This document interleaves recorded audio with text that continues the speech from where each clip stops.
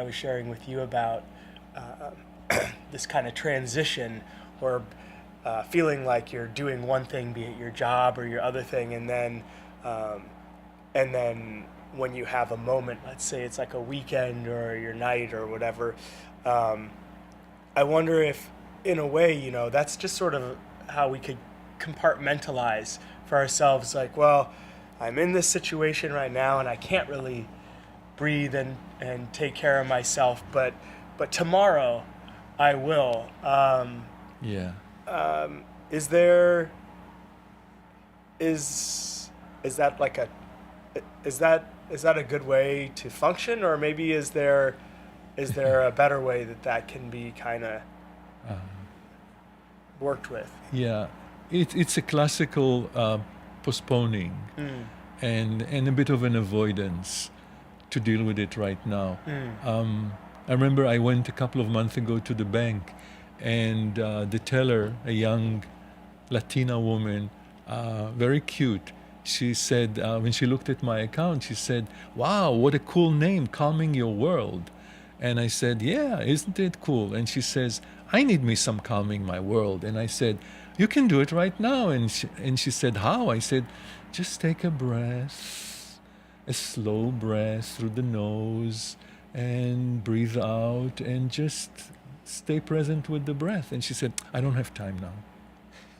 And that is similar to what you're saying. This is what usually goes on. We postpone these taking care of ourselves because we're too busy. mm, So let's bring it to the moment. mm.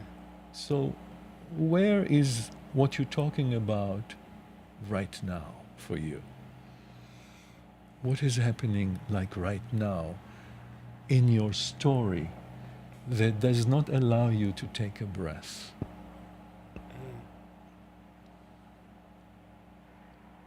Well, I think a big part of it is just when you're in a situation, uh, when you feel overwhelmed, kind of something that you tell yourself is that um, this is going to go away, and then I'll be able to get back to me. Yes. I'll be happy after I retire. Right, Yes. right.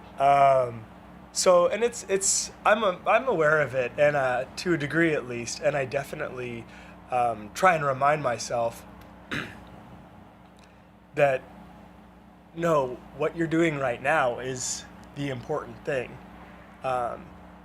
Maybe it doesn't feel important, like wiping down the table for the fifth time of the day, or it doesn't feel important stacking blocks yet again, just to knock them down. These are baby activities, but of course, I think those are challenging kind of for a lot of other people. It's just their work or something that they spend a lot of their time doing, and I think maybe you think, well, this is just the thing that is keeping me busy right now, but when I get to be the real me, then I'll be available, then there will be meaning. But I have been trying to bring the breath into those activities as completely mundane as they are, but I still think when you ask about where I am in this moment, now that I'm not wiping the floor, it is sort of like I feel like, oh, now I can be more awake. Now I don't really know if I am Right. more awake or more Right. present, but at least I feel like Right. I have an ability to be now Right. if I wanted to. Right. We're still in the abouting, as far as I'm concerned. We are talking about it.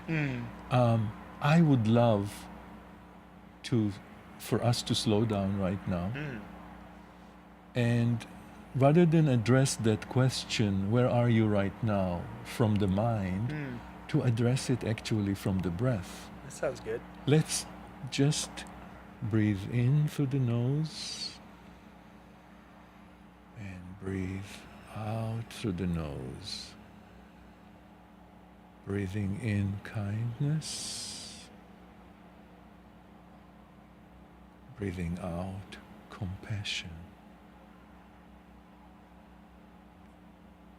opening the heart to the breath, having a heart for now.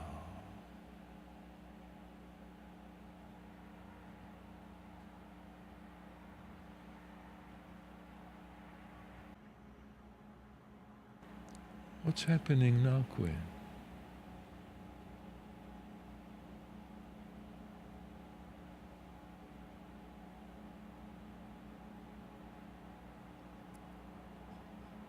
Well, I'm feeling less inclined to fill the space. Consider yourself blessed. Right. Because the space is full, right? It's not a void that needs to be filled with stuff. That's what presence is. It's just full. It's enough. It's okay.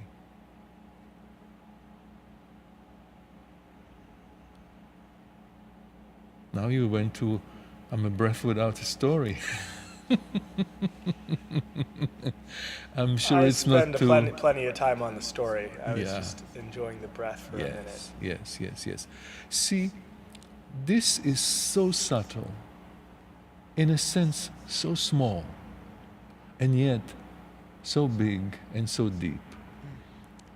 It breaks the ice. It is really what meditation is about, is noticing how stressed we are. Not going to nirvana, but noticing how stressed and anxious we are brings us back to the present, and especially with the breath. If you notice it while breathing, something happens in the breath in which it becomes free, full, whole, light.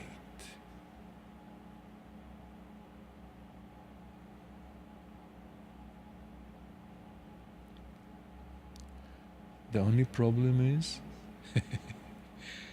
that it's not permanent. I don't know if it's a problem, but this is why I love so much the process, because I came to realize that I get enlightened all the time, but I don't stay enlightened. I have to keep working it. And the work is just that, is to keep coming back to that awareness of the breath in the moment, and feel it, and open the heart to it, and become it. And then I am in the frequency of love and light. And then I get hijacked again by by something that comes my way, a thought, a bad look, a sound, an email, and I have to do it all over again. But it can become a practice. And of course, a lot is at stake. For some people, maybe the changes are not so dramatic. For some people like myself, I can go into a spiral of anxiety and depression, which I can't really afford. So I make this practice. This practice for me is a 24/7. I'm always willing to practice doing exactly that. Being a breath with a story rather than a story without a breath.